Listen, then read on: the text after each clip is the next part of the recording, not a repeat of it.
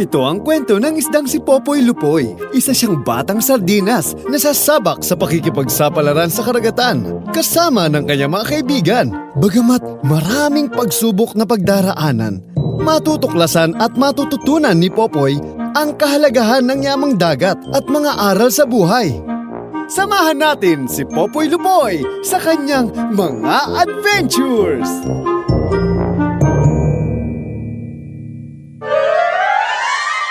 Nakalalasong lumot.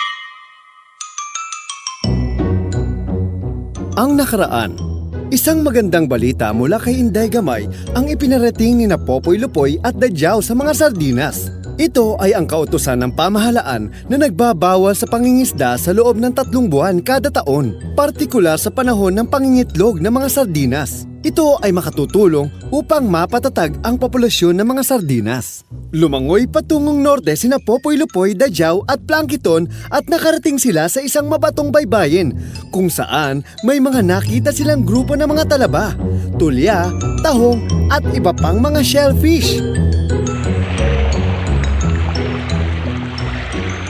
Wow! Hindi pa ako nakakarating sa bahaging ito ng dagat, Dadyaw. Baka may makalap tayong impormasyon sa kinaroroonan ng mga magulang ko. Sige, Popoy. Kung tanungin kaya natin yung mga talaba sa banda doon, puntahan natin sila. Mabuti pa nga. Kamusta, mga talaba? Wow, wag mo kaming kakainin! Naku, hindi naman namin kayo kakainin eh. Siguro ibang uri ng isda ang kumakain ng talaba, pero hindi kami mga sardinas. Sardinas? Ngayon ko lang kayo nakita dito ah. Ako nga pala si Dadyaw at siya naman si Popoy. Pareho kami sardinas na mula sa dagat ng Sulu. Ang tawag sa amin ay Sardinella lemuru at siya naman si Plankton. Magandang araw sa inyo! Ako naman si Tinagpis at sila ang iba pang mga talaba na kasama ko rito. Mabuti naman at hindi pala kayo kumakain ng kagaya namin. Bakit kayo napadpad dito? Nagbabaka sakali lang ako na makita ko rito yung mga magulang ko. Maliit pa kasi ako nung nagkahiwalay kami eh. Baka kasi napadpad sila rito. Pero wala naman kaming napapansin na iba pang mga sardinas dito. Teka, gusto nyo bang kumain? Baka nagugutom na kayo. Oo nga, medyo gutom na nga kami eh. Ano bang pwedeng kainin dito? Maliliit na lumot at plankton ang kinakain namin dito. Pero nitong huli, parang may kakaiba sa lasa ng mga lumot. May kakaibang lasa? Oo, basta parang lasang kalawang. Tinagpis, tulungan mo ako. Tulong. Oh, anong nangyari sa'yo, kaibigan Tahong? Masama ang pakiramdam ko, Tinagpis. Hindi ako makahinga. Kumain lang ako ng mga lumot tapos ganito na ang pakiramdam ko. Anong nangyari sa kanila, Plankton? Bakit parang may sakit ang mga talaba, Tahong? Masama ang kutob ko, Popoy. Nangyari na ito dati. Sa palagay ko, kontaminado ng lason ang ilan sa mga halamang plankton dito sa bahaging ito ng dagat. Kontaminado ng lason? Oo, at kapag kinain sila ng mga talaba, tahong o isda, mananatili sa kanilang katawan ang lason. Ha? Bakit nagkakaroon ng sakit ang mga lumot at halamang plankton? Maraming maaaring maging dahilan, Popoy. Posibleng galing sa mga dumi at polusyon mula sa mga pabrika o maging sa mga lupang sakahan o kahit pa sa mga dumi na nanggagaling sa mga komunidad o tuwing may pagbaha. Gayon din ang pagkawala ng mga gubat na nagdudulot ng pagguho ng lupa na nakakaapekto sa dagat. Maging ang matinding pagbabago ng klima o sa tuwing mag-iinit ang ibabaw ng dagat. Kapag hindi rin dumadaloy ang tubig, bumibilis ang pagdami ng mga lumot at ang ilan sa mga ito ay nakalalason. Anong mangyayari kapag may kumain sa mga talaba o tahong na nalason ng mga lumot, Plankton? Kapag madaming organic nutrients at waste, nagbo-bloom o dumadami ang algae. Ang iba nito ay nakalalason. At dahil sa sobrang dami ng harmful algae sa tubig, ito ay nagiging lason kapag nakain ng isda. Kapag mataas na ang antas ng lason, ang nakain ng mga nilalang, gaya ng mga isda, ibon, pagong at iba pang mga hayop sa dagat, posible nila itong ikamatay. Ha? Paano kung tao ang kumain ng mga tahong o talaba na nagkaroon na ng lason? Gayon din ang pwedeng mangyari sa kanila, Popoy. Magkakasakit sila at kung hindi maagapan, ay maaari silang bawian ng buhay. Makaraang mabatid ang pagkalaso ng mga talaba at tahong sa baybayin sa norte, nangamba sina Popoy, Dadyaw at Plankton sa posibilidad na lumakas ang kakayahan ng mga nakalalasong mga lumot at halamang plankton sa lugar o mangyari ito sa ibang baybayin sa Pilipinas.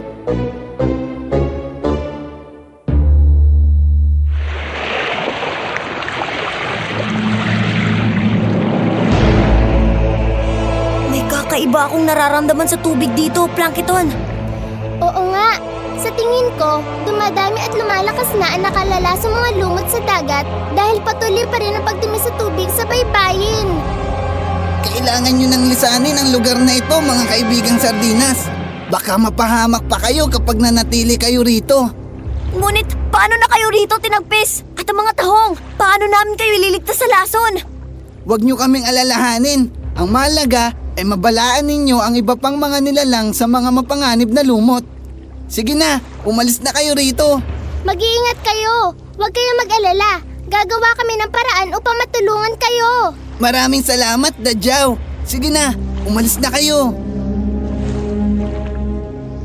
Dali-daling bumalik ang tatlo sa sangtuaryo upang sabihin sa iba pang mga nilalang ang tungkol sa mapanganib na lumot. Ngunit nag-alala si Popoy sa kanilang kaibigan na si Inday Gamay.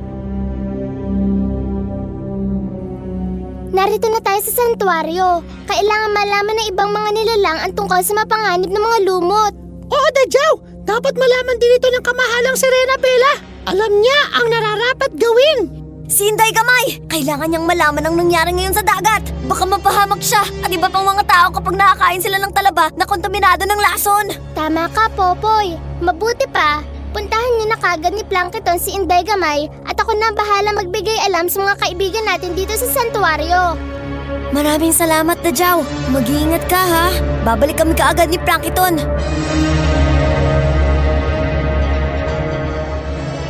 Nagtungo si Popoy at Plankton sa tabing dagat sa pag-asang makikita nila si Inday Gamay at narinig nila ang tinig ng bata na tumatawag sa kanila.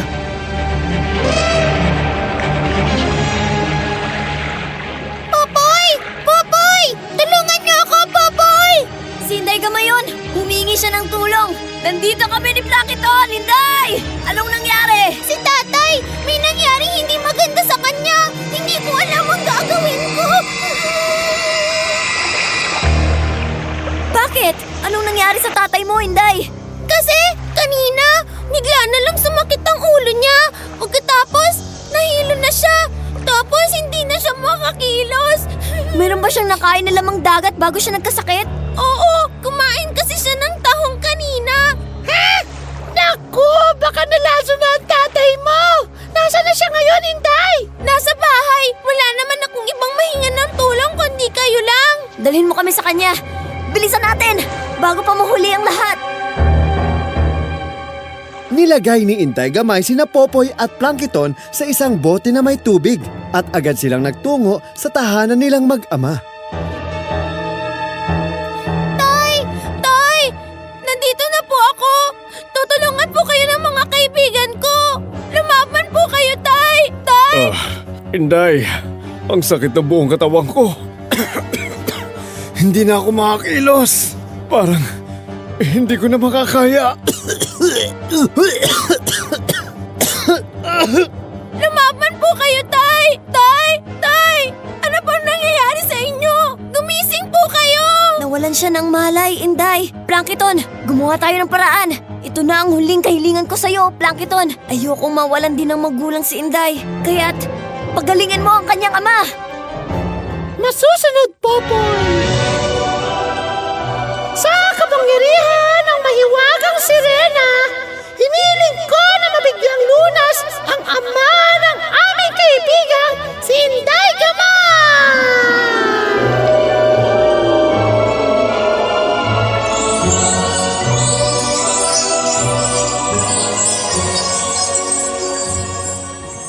Binalot ng liwanag ang ama ni Inday Gamay makaraang gamitin ni Plankton ang kanyang kapangyarihan.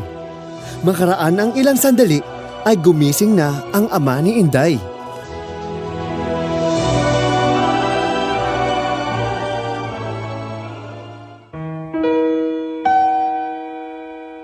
Inday, Tay! Mabuti naman at gising na kayo! Ano na po ang nararamdaman nyo? May masakit pa po ba sa inyo? maayos na ang pakiramdam ko, Inday. Nakapagtataka, parang may milagrong nangyari. Bigla na lang bumuti ang pakiramdam ko. Paano nangyari yun, anak? Tay, may ipagtatapat po sana ako sa inyo eh. Gusto ko pong ipakilala sa inyong mga kaibigan ko. Si Popoy at si Plankton. Nandito po sila sa bote. Anong ibig mong sabihin? Hindi ba sardinas yung nasa loob ng bote? Mahabang kwento po, Tay. Pero wag po kayong mabibigla ha. Ipangako niyo po ha. Ipinagtapat ni na Inday Gamay sa kanyang ama na sila Popoy at Plankton ang tumulong sa kanya upang siya ay gumaling. Bagamat noong una ay hindi makapaniwala sa mga isinalaysay ni Inday Gamay, nagpasalamat na lamang ang kanyang ama sa pagliligtas nila sa kanyang buhay. Magkasamang bumalik sa dalampasigan si Inday at ang kanyang ama upang ibalik sa dagat sina Popoy at Plankton.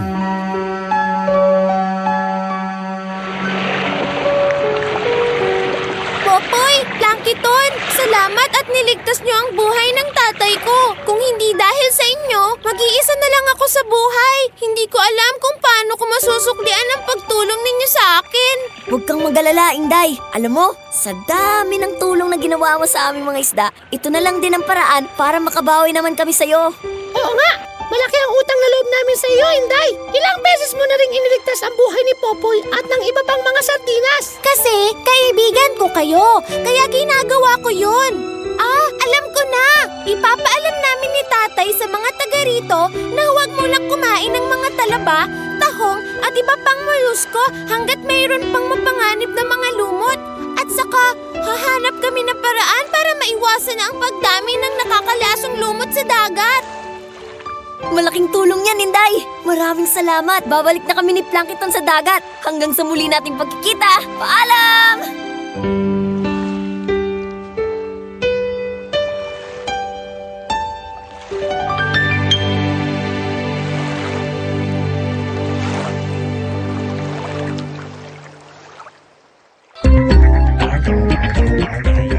Ginamit ni Popoy Lupoy ang huli niyang kahilingan kay Plankton upang mailigtas ang ama ni Inday Gamay sa pagkalason.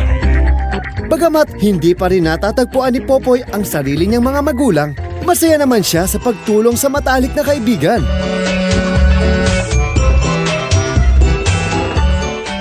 Huwag palampasin ang huling pagtatanghal ng mga adventure ni Popoy Lupoy!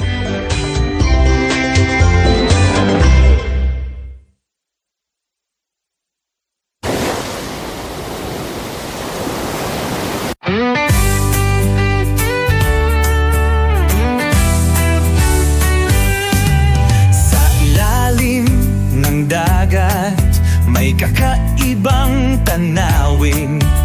Tahong alaba, masaya sa kanilang tahanan. Ngunit isang araw, may lason sa tubig. Mga kaibigan natin biglang nanghina at naglubog. Malinis na dagat, ating alagaan. Para sa kinabukasan, buhay ay masagana. Walang lason, walang sakit. Isda at tao, malusog, mas masigla.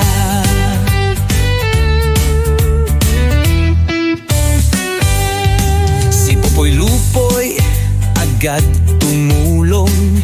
Plankton at Inday nag-isip ng paraan. Bakit may lason? Saan ito galing? Dapat natin itong tigilan. Di pwedeng palagpasin. Malinis na dagat, ating alagaan. Para sa kinabukasan, buhay ay masagana. Walang lason, walang sakit. Isda at tao, malusog, mas masigla. Dapat nating alamin paano ito nangyari. Basura sa lupa, sa dagat bumabagsak muli. Kapag tubig ay madumi, lahat ay apektado. Kaya't protektahan ating kayamanan sa mundo. Ngayon alam mo na anong dapat gawin. Walang tatapon sa ilog, sa dagat o sa bangin. Kung sama-sama tayo, malilinis ito. Balang araw ang dagat ay sisigla ulit ito. Malinis na dagat ating alagaan, para sa kinabukasan buhay ay masagana. Walang lason, walang sakit. Isda at tao, malusog, mas masigla. Tayo'y magkaisa, protektahan ang tubig. Dahil ang malinis na dagat ay buhay para sa lahat.